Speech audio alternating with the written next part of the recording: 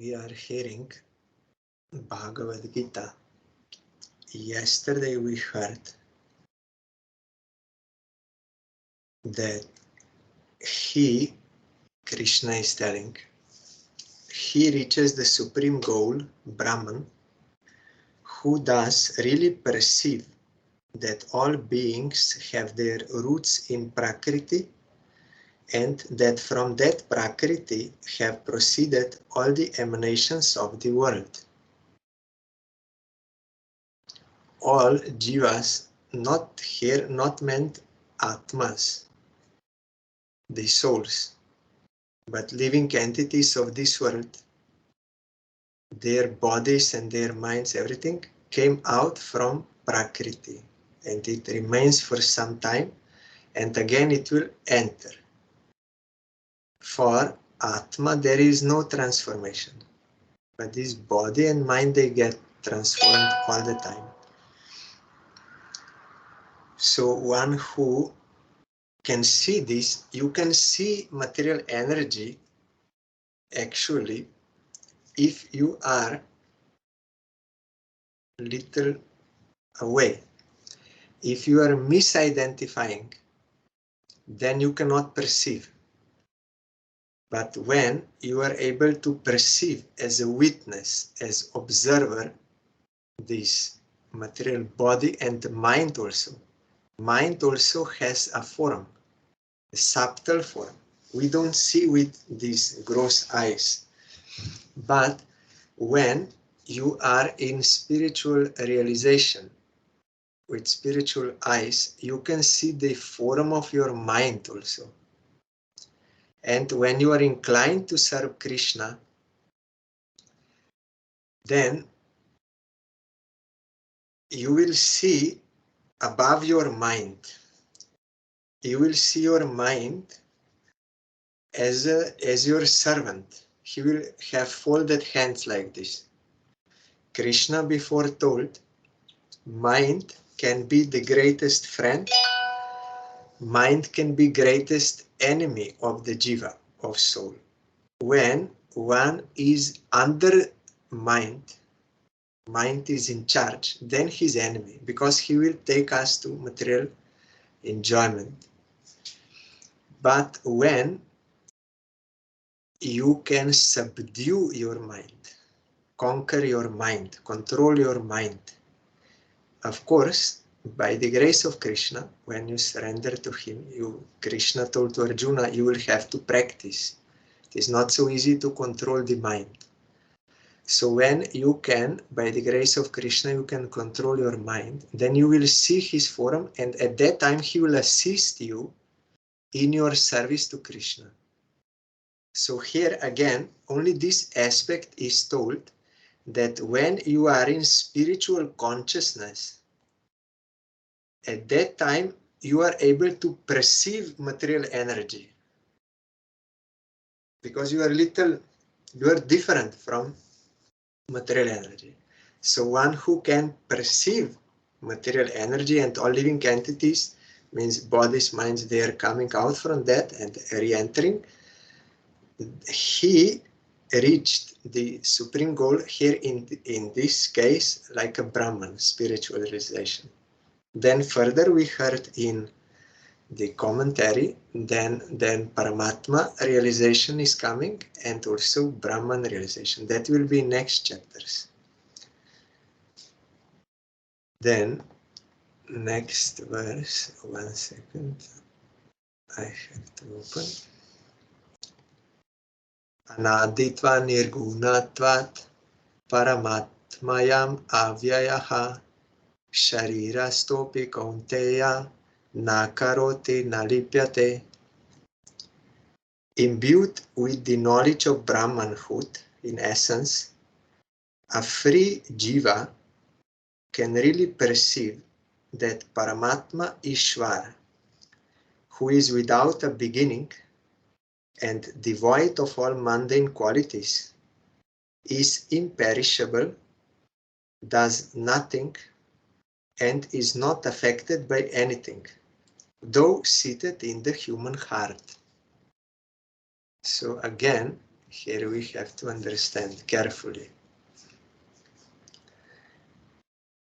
That jiva who is free from material energy,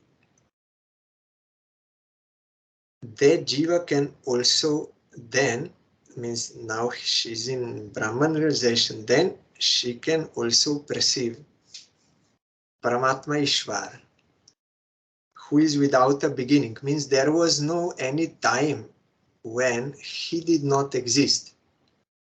He is eternal.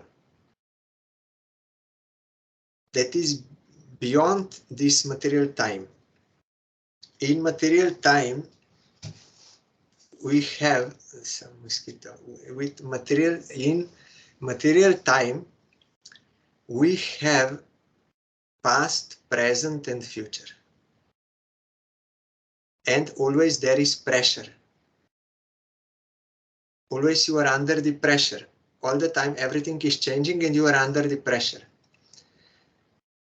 Everyone in this world under the influence of time. But if one can transcend material energy and including time, he's beyond time, there is no pressure there. And there is only present tense. Everything is eternal. Lila is going on,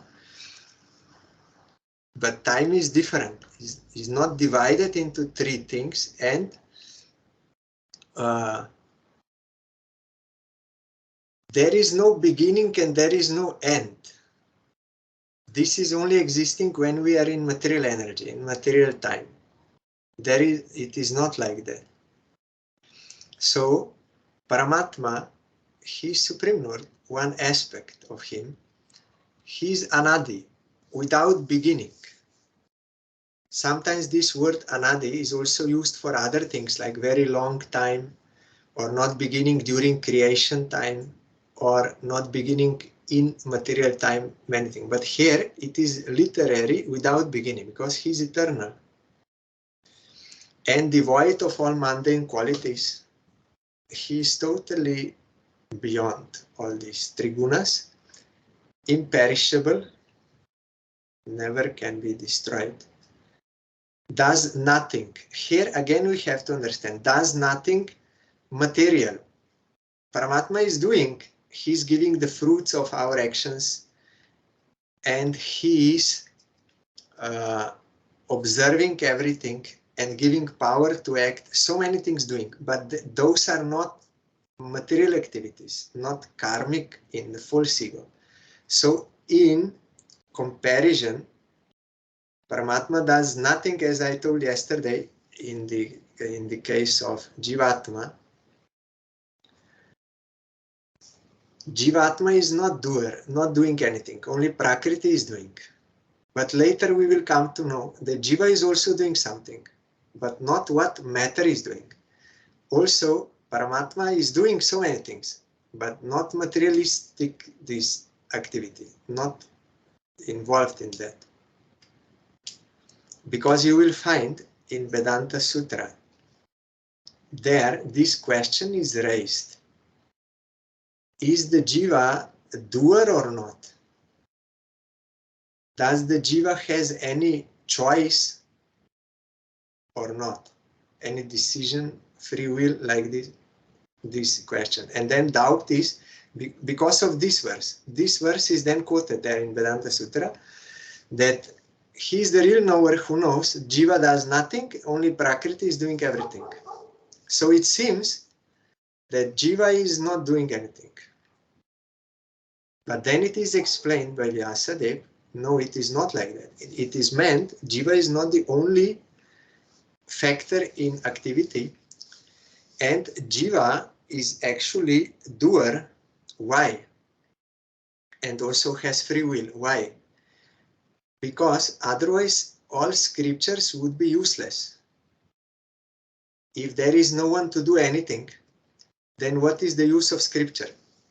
Scripture says, do this, don't do that.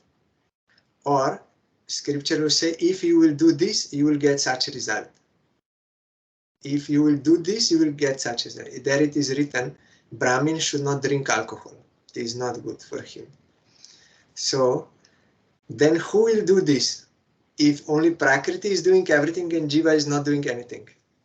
And Prakriti is inert.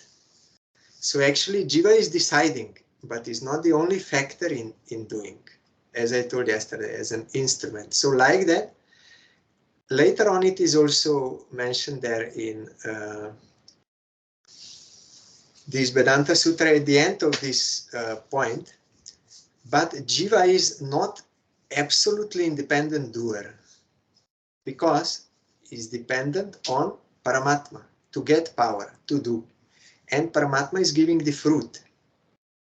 So Jiva is not the absolute doer, only one factor. That we will come to know later in this, also in Gita. So here we have to understand, like in Shastra, we have word that Supreme is Nirakar. Nirakar literally means no akar, no form. So we may conclude Supreme has no form. But that is not what is meant by Shastra. It is meant Supreme Lord or Supreme has no any material form, like this perishable form. Like we have this body, there is some form, and it is limited also. It is from here to here. So, and it is temporary and always changing. Like this form, Supreme Lord does not have. He has eternal form, and that is also unlimited. It is not limited by any measurement. He is, like you will say, he is 2 kilometers long. No, you cannot measure him with any material measurement. That is of different category. He is unlimited. That is why we saw when Krishna appeared in this world, Mother Jashoda collected so many ropes to tie him, but every time there was 2 fingers less. She could not tie him, even with 1 mile long rope, could not tie. How this is possible? It looks like Krishna's form is measurable or limited, but it is not. That is different type. Only when Krishna allowed himself to be tied by devotion of Yashoda, then that was possible with the first rope, the one she measured at the beginning. So, Nirakar, no form. So there are Mayavadis, they misunderstand Shastra. And Nirvishesh, there is no any specialities in him. Nirvishesh. But why then Upanishad says,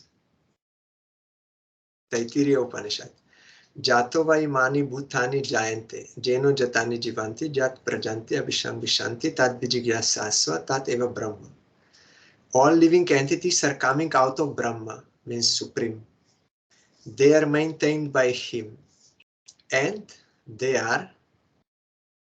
will enter into him. So how there is no any specialities or any qualities, Nirvishesh, means he has no any material characteristics, his transcendental form. Like that, here we have to understand that Paramatma does nothing, means no any material activities from false ego, from material ego. Such activities Paramatma does not do. But that does not mean that literally Paramatma is not doing anything. No, Paramatma is doing so many things. So that is why it is stated there in Upanishad, one who will have same devotion to Supreme Lord as well as to bona fide Guru. Because bona fide Guru is not detached from Supreme Lord. You cannot have one without the other. It is like sun and the rays of the sun.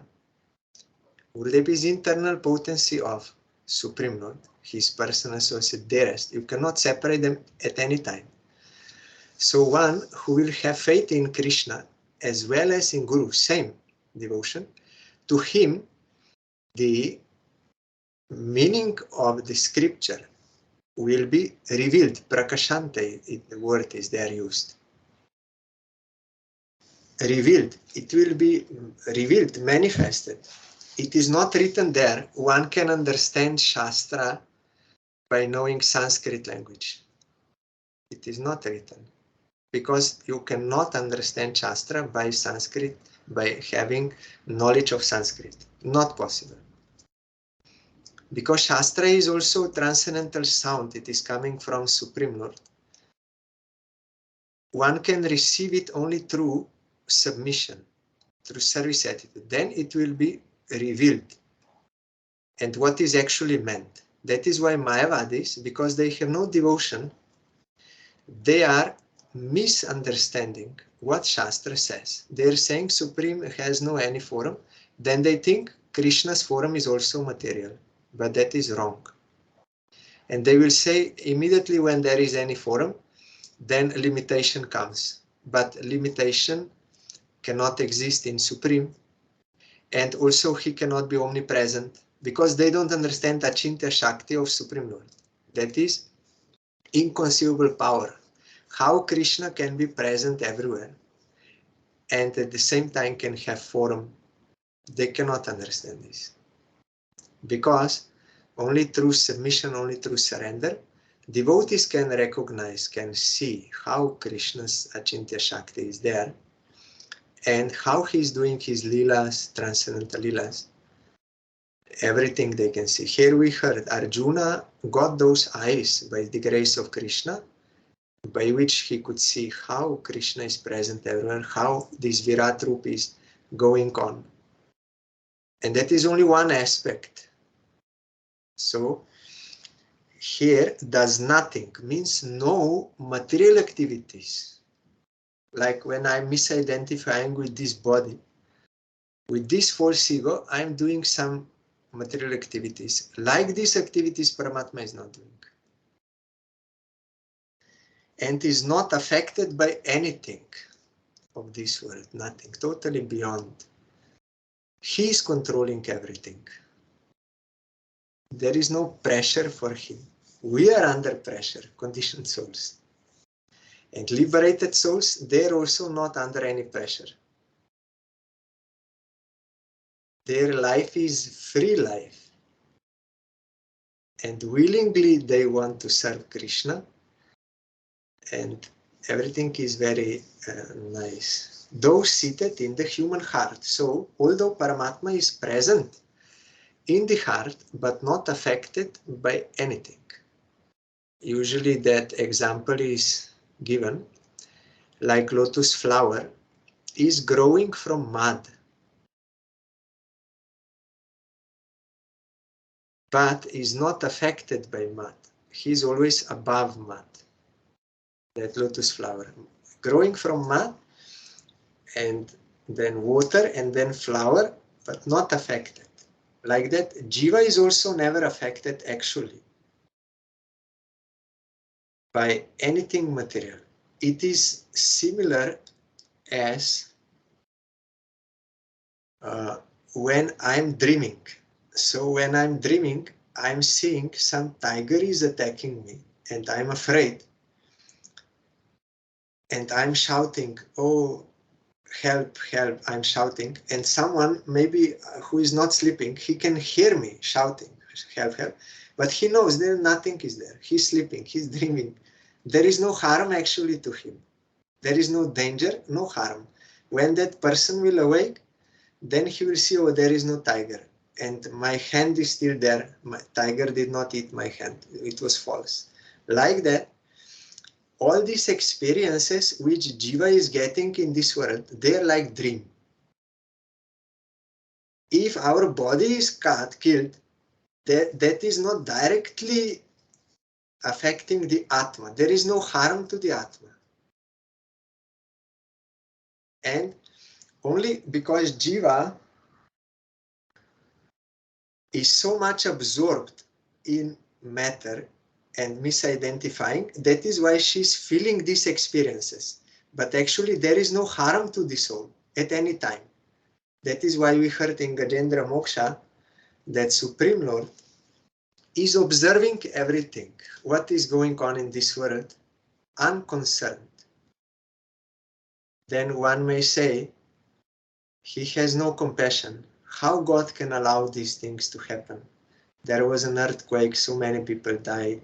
There was this, so many. How God, why he can see this, doing nothing? Then Gajendra is explaining, because Supreme Lord is like this, Paramatma. He is seeing everything, but he at the same time he knows there is actually no harm to anyone. Like if you would see some sleeping person and he's shouting, "You rescue me from tiger," you know there is no need to rescue him from tiger because there is no harm to him. But how you will want to rescue him, you will awake him from his dream. Then when that person will awake, he will say, "Oh, is nothing." Like that, for Jiva, there is no death, no birth, no this, nothing. So only we have to awake sleeping souls.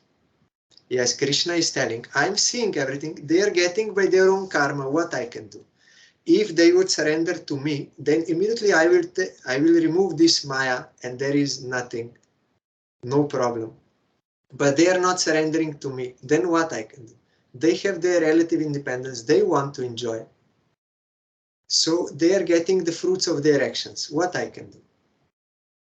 So he can observe, unconcerned.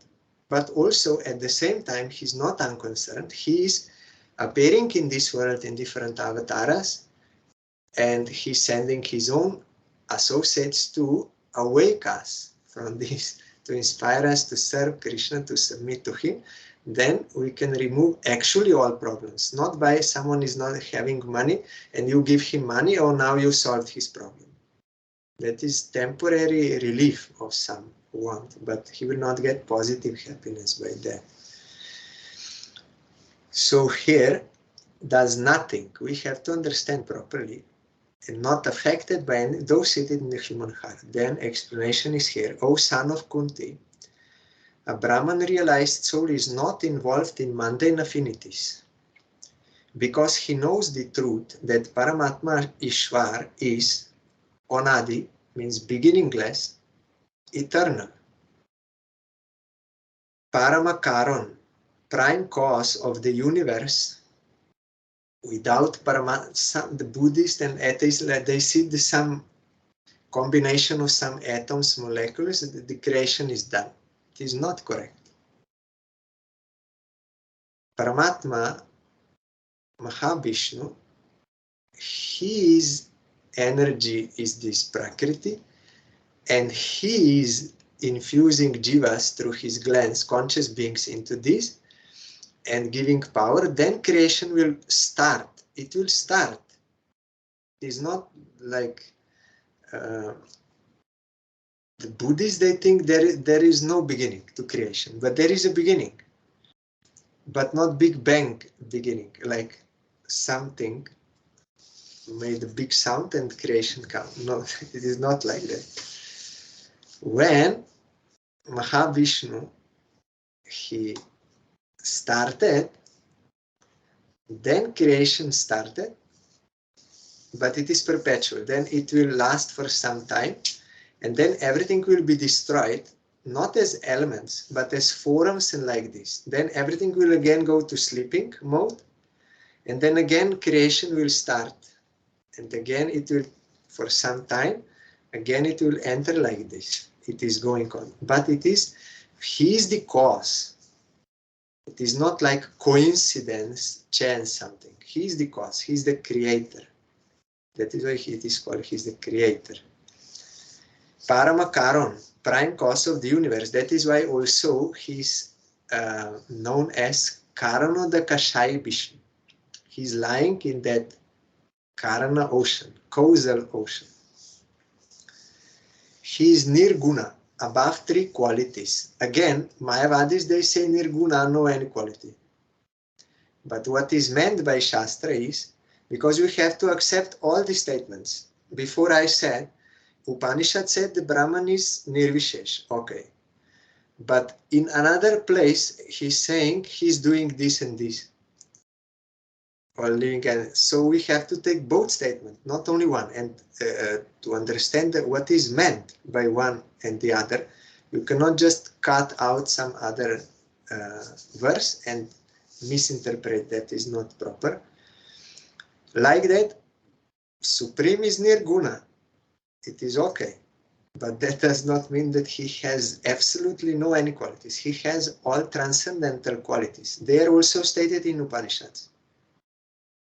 What about his qualities, about his potencies, about his beauty? Everything is stated in brief. In Bhagavatam, it is very clearly, fully clearly stated. And avyaya, imperishable, cannot be destroyed, eternal, and unconcerned.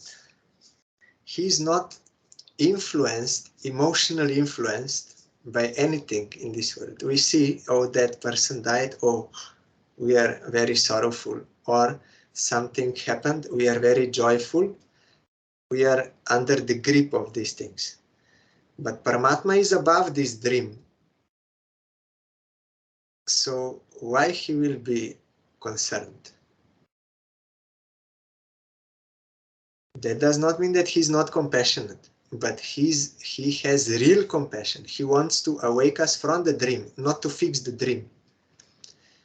Brahma, when he was blessed by Krishna in Bhagavatam, after he begged for forgiveness for committing offense of stealing all the cowherd boys and calves and all the, you know, that lila, then Brahma understood his mistake and he surrendered to Krishna and asked for forgiveness, and then Krishna blessed him, and Brahma then spoke some prayers.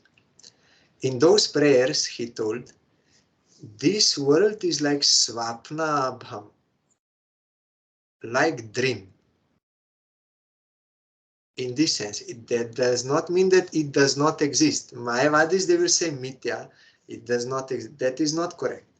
But it is like dream. We perceive it wrongly as really he is. We think it is eternal, it is meant for me, for my enjoyment, and it is full of happiness. All this is wrong perception. So he says like a swapna, like a dream. When you wake up from the dream, then also you will perceive this world, but in proper perspective, as meant to be engaged in the service of Krishna. It is a prison house for those jivas who are averse to Krishna, and for this function it is there, it is doing. Those devotees, they will see this function is going on, to rectify the jivas. So it is meant for Krishna's service, to rectify the jivas, and devotee also he will see, and at the same time, it can also be used for his service directly in a favorable also mood. They will never think this is my. We hear Ambarish Maharaj. He was actually legal sole owner of the whole world. Only one owner, sole owner. It is in Bhagavatam. And legal, official, illegal. No one can say anything. And up to, no one can, it is not by vote that he is the leader for 4 years or 5 years and then another will come. No. He was really owner. But because Ambarish Maharaj was a pure devotee, by doing sadhana, it is written there, he was doing sadhana and gradually he could get this state where he gave up all other desires and got pure devotion to Krishna. So although he was externally as sole owner of this world, but he also saw it like a dream. No attachment. And he saw it, it is not mine. It belongs to Krishna. Immediately when we try to own something, that is the hell. We are living in hell because that is unnatural for us. Even I am not the owner of myself. I belong to Krishna. I am his potency. I belong to him. He's my owner. He's my master. So there, Our Gurudev was very fond of quoting Srila A.C. Bhaktivedanta Swami Maharaj. He wrote in Bhagavad Gita a peace formula, very simple peace formula. When you can accept that Krishna is the only proprietor, owner, and the only enjoyer, then you can get peace. That is simple peace formula. If you can understand this, then you will be in peace. If you think I'm the owner, it is for my enjoyment, or you can think I can renounce it, that is also false. If you say I renounced it, indirectly I said it is mine. Because your own thing you can renounce. If it belongs to another, how you can say I gave that up? It is not yours. So both are unnatural. Enjoyment and renunciation, both are unnatural for Jiva. For Jiva only natural is Seva. Everything belongs to Krishna. To use that article for his service, that is natural. Our Gurudev gave that example in Vedic society. When wife will marry husband, then her family line will change to that of husband, and she will be as a belonging to husband, and everything will be of husband in Varnashram Dharma. That is for gradual advancement. So if now wife will say everything belongs to husband, if now wife will say I'm giving this to you, that will be wrong. By the articles which belong to husband, if she prepares some nice food, then she will do seva or service, then that will be natural. Otherwise it will be natural. Like that, that is in Varnashram, that is also not fully spiritual consciousness, but in full spiritual consciousness, one is aware that everything belongs to Krishna. I belong to Krishna, everyone else, everything belongs to Krishna. So I cannot enjoy or renounce anything. But with his articles, with his all things, I will serve him as per his desire. That will be natural, and that is the only way of being happy. Everything else will lead you to hell, means suffering. So that is a peace formula. We are always fighting for these material things because falsely we are posing, I am the owner. That is all false.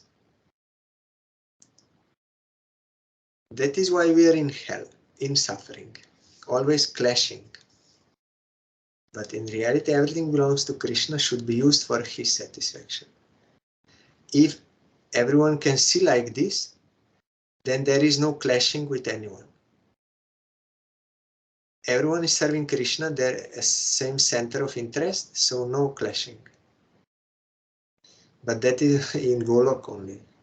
You cannot get this in this world, because this world is meant for this. We want to enjoy, so we get false ego. So okay, you do this and stay in prison house. But in Golok, only enjoyer and owner, everything is Krishna. All are serving him. That is real life, real happiness. That is healthy life. Even in this world you can get, but not whole world. Like Srila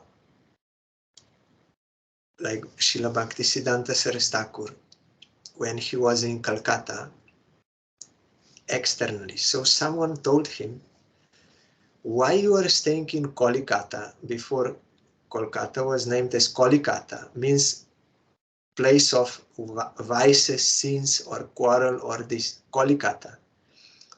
They told him, why you are not staying in some dham? Why you are staying in Kolikata? Then Prabhupada told, I am not staying in Kolikata. I am never staying in Kolikata. But he was staying in Kolikata. Then he explained to him, I am not staying in Kolikata. You see here, the Radha Krishna deities are here. They appear in transcendental realm Vrindavan only. Vrindavan means where everyone is serving Krishna. So here all devotees, they are serving Radha Krishna. without any ulterior desires, and Radha Krishna have appeared. So I'm not staying in Kolkata, I'm staying in Vrindavan. Like Dham appears in this world, it is transcendental.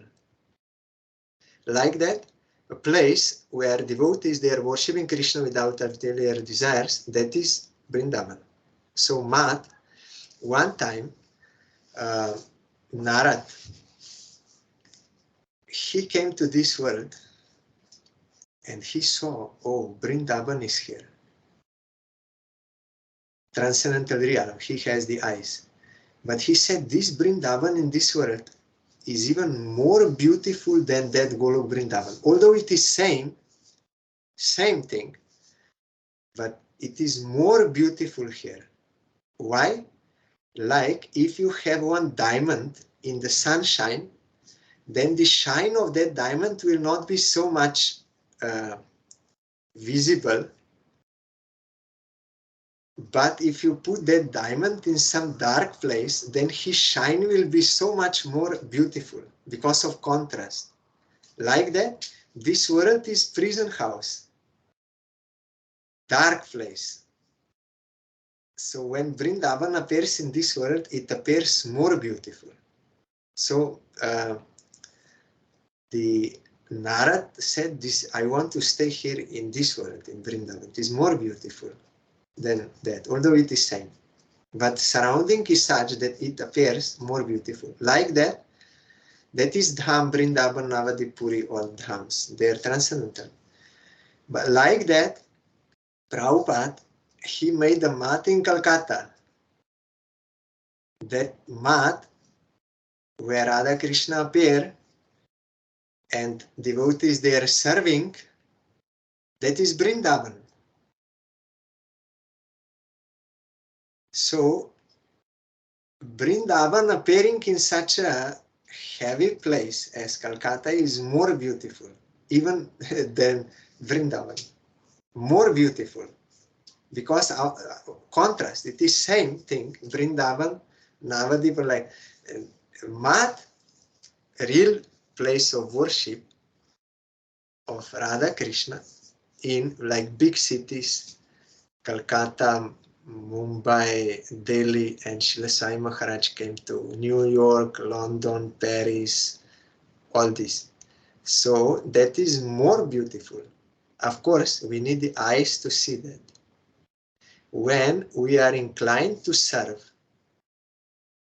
then we will perceive that transcendental Vrindavan in temple also. We can perceive that everything is made of bliss. But we need the eyes. As I told on that day, Bhaktivinoda Thakur said if one is not inclined to serve, or according to the degree, that much he can perceive the Dham. So, Dham. And also we sing during Ekadashi day, that song, Shuddha Bhakata. There Bhaktivinoda Thakur is saying, Je dino grihe bhajana dekhi grihete golka bhai. I am not saying, Bhaktivinoda Thakur is saying. He said, when I see in some house, bhajan is going on. Jedino grihe, bhajana dekhi. Bhajan is going on, means worship of Krishna. Grihete goloka bhai. There I see the manifestation of Golok. If one person, devotee, can see Krishna is the master, owner of this house, everything belongs to him. All family members, everyone, they are all his servants. And he's serving Krishna without any ulterior desires, pure devotee. Then Bhaktivinoda Thakur said that that house is Golok. That house is Golok. So the point is not the place. We cannot, by changing the place, we can change our consciousness. One time, there was one brahmachari in our mat. He was having some enjoying propensity. So he said to Gurudev, I want to go to Vrindavan. And why? because I have this enjoying propensity, so I want to, he was staying in the mud, so I want to like clear. And Guru said it cannot happen just by changing the place. Even if you will go to Vrindavan, then you will apply your nature there also. This enjoying spirit, you will apply there. So only just by changing the place, it cannot happen.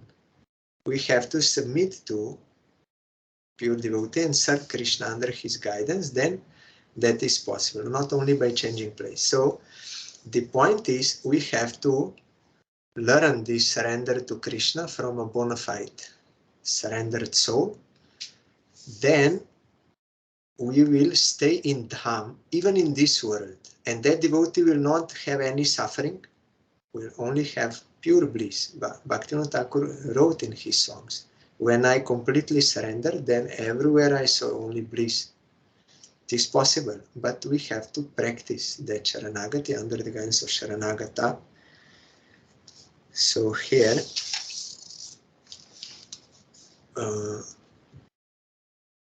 this is next verse. Yata sarvagatam sokshmyat akasham no palipyate sarvatra vavastito dehe tathatmano palipyate. Just as ether, though all-pervasive, is not affected by reason of its subtlety, so also seated everywhere in the human frame, a jiva, following in the wake of Nirguna Paramatman, is not affected by the three qualities of Maya. So here also, although ether is everywhere but is not affected by anything because he's so subtle, like that, although Paramatma or Jivatma, they are seated inside human frame, so the Paramatma is always not affected by the three qualities of Maya, and the Jiva is not affected by three qualities of Maya when surrendered to Paramatma. We hear in Upanishad there are two birds sitting on same tree and they are friends. Like Arjuna is friend of Krishna, every Jiva is friend of Krishna. They are, but when Jiva is averse, then she wants to enjoy this world, and Paramatma giving that, facilitating. But it is stated in Upanishad, immediately when the Jiva will turn its face or her face towards Paramatma, that moment will be liberated. So then, although situated in this world, in this body, but that Jiva will not be affected. Like when some king comes into prison, but that does not mean that he's a prisoner. Another example is given in Shastra. Spider. He's on the net. And flies and other ants and insects, they're also on the net. But there is difference.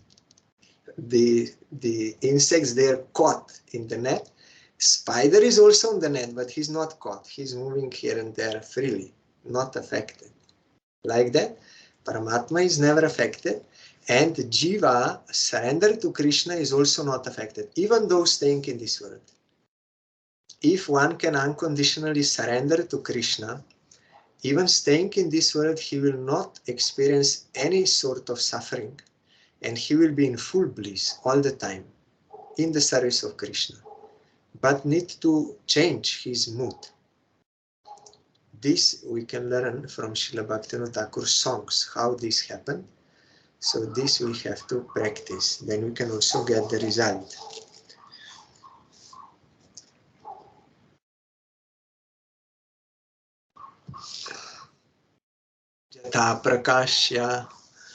Jata prakashayatyekah kritsnam lokam imam ravihi kshetram kshetri tata kritsnam prakashayati bharata. Just as the sun's light illumines the whole world, so does O Bharata, the transcendental luminosity of the Lord of the field vivify the whole world, means makes it animated or like illuminated the whole body. So like the sun illumines the whole world, so the Paramatma of the field, means this body, vivify the whole body. It illumines, it makes it animated, alive. This we also hear in Gajendra Moksha's prayers. Gajendra is saying, you are Purushaya Dibijaya. You are the root cause of all movements and everything in this world. I told yesterday, we may have eyes, but we will not see unless mind is there. And mind cannot do unless Atma is there. And unless Paramatma is there, nothing can happen. Explanation. In the case of the body or kshetra, the knower is the jiva. And in the case of Prakriti, the knower is Paramatma Ishwar. He knows everything. Whole what is happening in whole world, he knows. We don't know. We only know something about what is going on in our body, up to some extent, not full, and in our mind. According to the degree of our awareness or consciousness, we can understand what is going on. But only our body. But Paramatma, he knows fully what is going on everywhere, including in my body. And those who are connected to Paramatma, they can also know what is going on when Paramatma reveals to them, if it is necessary. Like bona fide Guru, he will, by the grace of Krishna, he will perceive what is going on in the mind of his disciple. And he can give appropriate advice. He can see by the grace of Krishna, because Krishna knows everything fully. Guru also knows everything fully by the grace of Krishna. What is necessary for the advancement of jivas, it will be revealed, everything. Just as the sun, the eye of the world, is not affected by the outward defects of the eyes, so Paramatma Ishwar, the knower of all hearts, is not affected by the grief or sorrow of the jivas. We are experiencing, as I said before, like in a dream, experiencing sorrow, grief, and or enjoyment like this according to our dream. But Paramatma is awake, so is not affected. Conditioned jiva may lament so much, oh, I lost this money. And some other conditioned souls, they will feel also with him, yes, it is very bad, you lost the money, they will be affected. But Paramatma is not affected, knowing it is like a dream. It is not actually affecting them or harming them.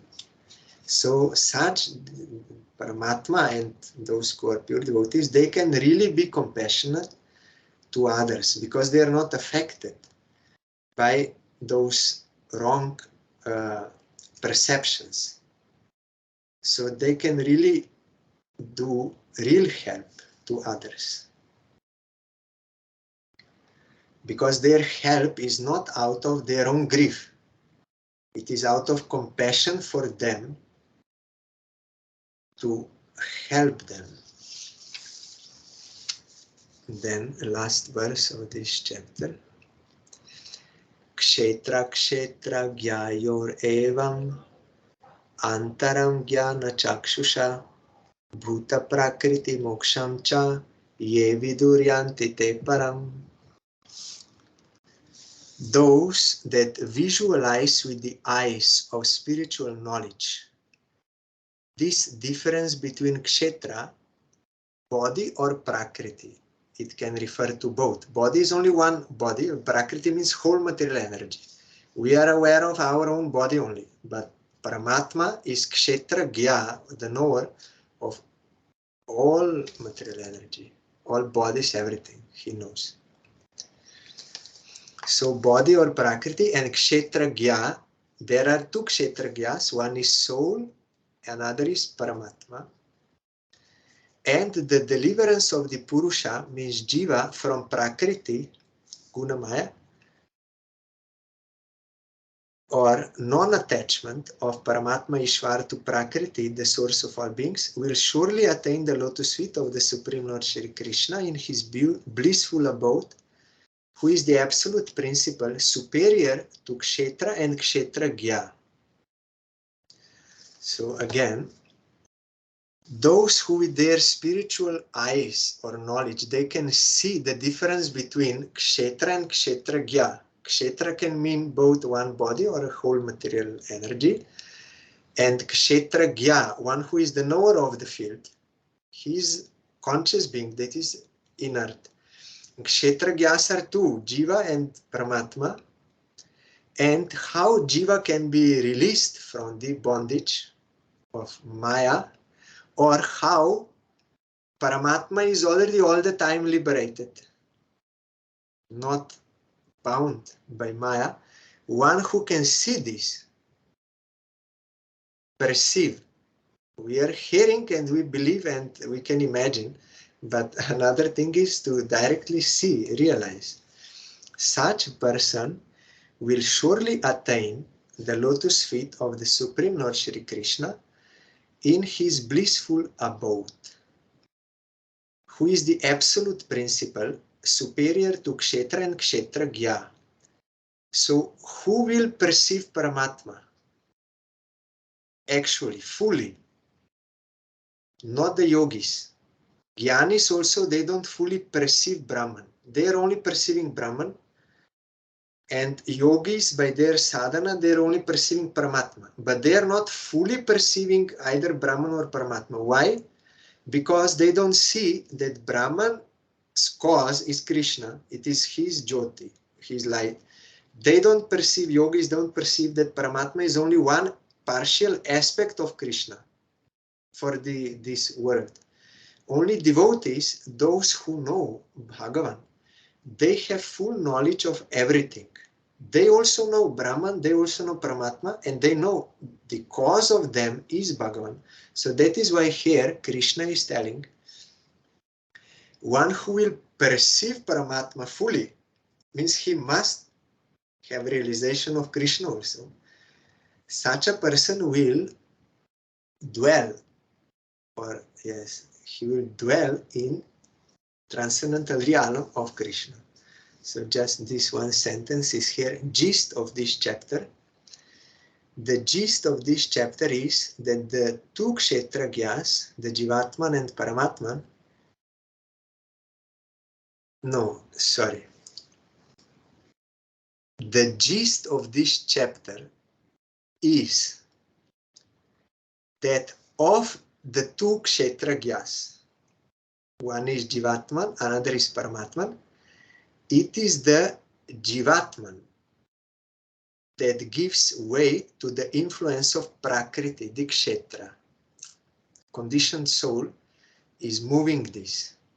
But of course, by the power of Paramatma. When Jiva is averse to Krishna, then she wants to enjoy, then by the grace or by the power of Paramatma, he can do this, not independently. So tomorrow we will hear, there are some questions to this chapter, how attentively we were hearing. So tomorrow we will hear those questions. Like in school, you are hearing, teacher is saying, then after some time there is exam. You have to answer. So here also exam is there at the end of each chapter that we'll hear tomorrow.